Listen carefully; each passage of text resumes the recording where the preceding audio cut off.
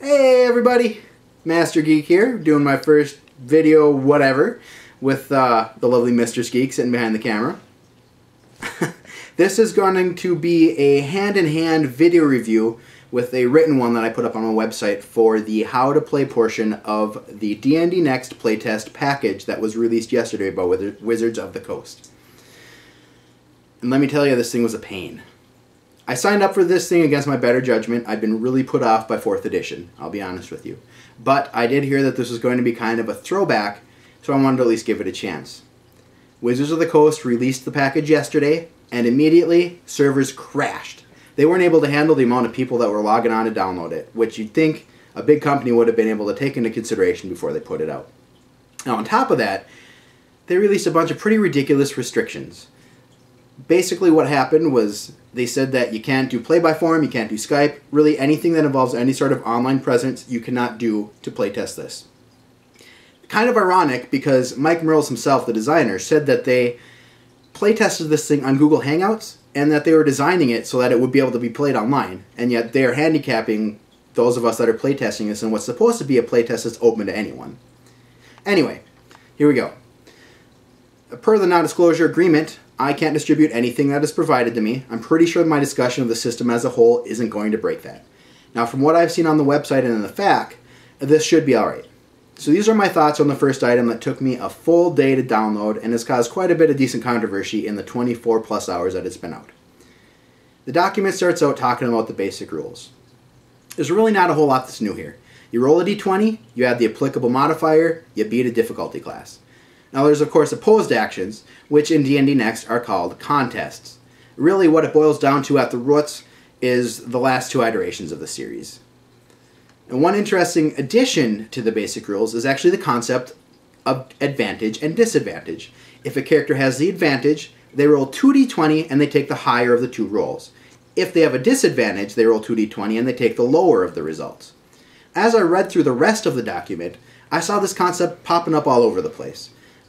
Stealth conditions themselves, and various situations all lead to a character or opponent having an advantage or disadvantage over another. Next, the document moves on to the ability scores themselves. Now, the 6 ability scores D&D fans have come to know and love have not changed for the most part, nor has the range of 3 to 18 or the modifiers granted by those scores. However, there are a few differences. In regards to strength, someone is either encumbered or they're not. Now that's kind of handy because I've always found encumbrance to be a huge pain figuring out what someone's exact weight carried was and how much that would encumber them. Basically what happens is you can carry 10 times your strength and then after that you're encumbered. And that's it. Now, any creature that's larger than medium has a higher carry capacity than a smaller creature with the equivalent score. So a human with an 18 strength isn't going to be able to carry as much as a giant with an 18 strength. Also, strength has its own saving throw, and you're going to find that now all of the ability scores have a saving throw that applies to them.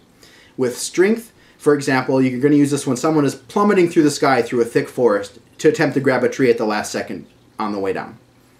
Dex hasn't changed at all. Really, Con hasn't either, except with Constitution, when you're figuring out your initial hit points, it's going to be your Constitution score plus a hit die, which is based on whatever class you choose.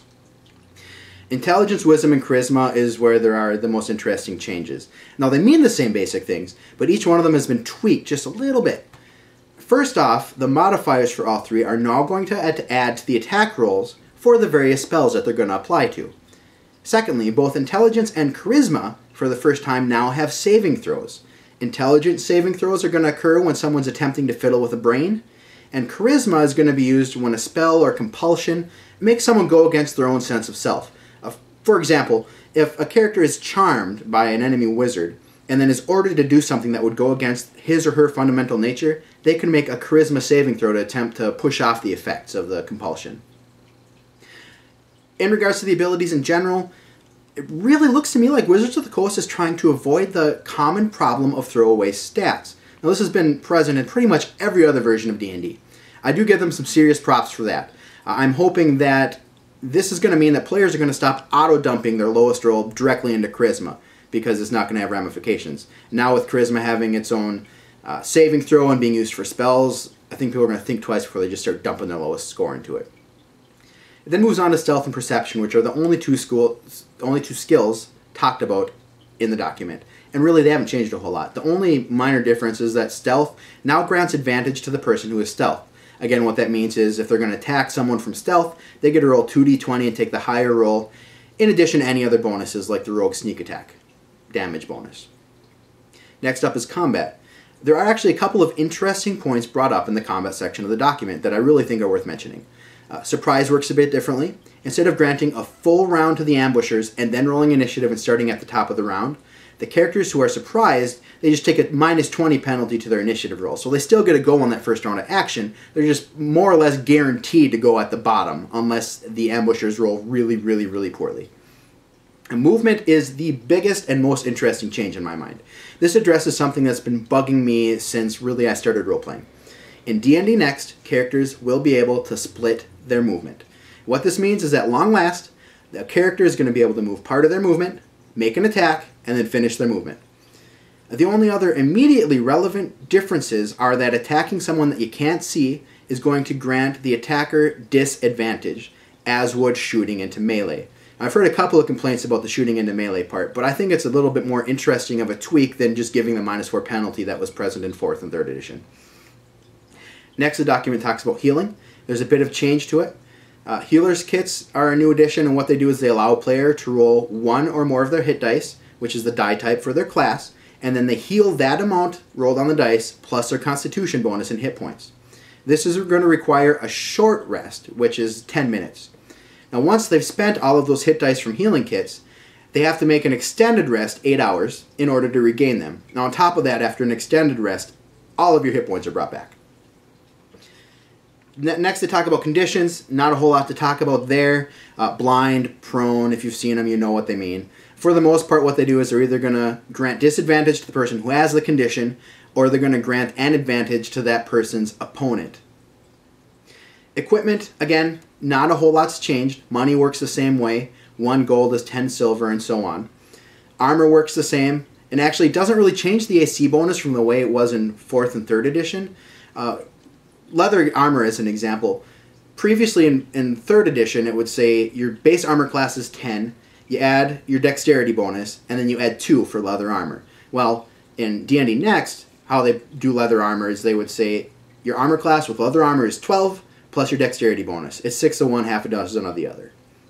And what the really interesting thing about the equipment for me is the addition of an entirely new weapon category called finesse weapons. This has me pretty pumped.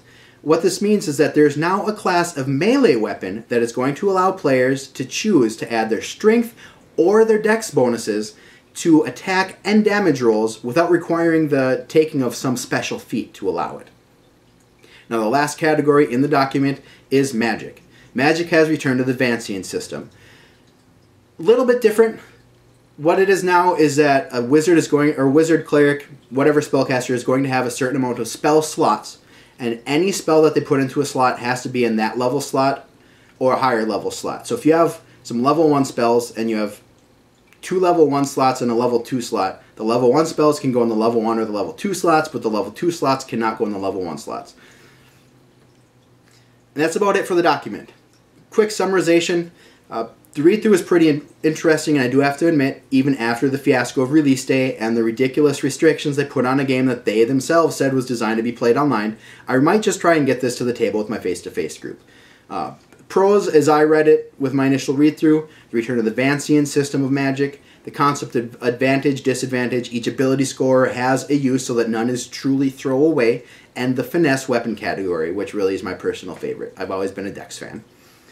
Cons of the system, really, other than what I mentioned in the pros section, there isn't a whole lot that strikes me as particularly new or innovative, and I really would be remiss if I didn't once again just real quickly mention the restrictions placed on the playtesters here.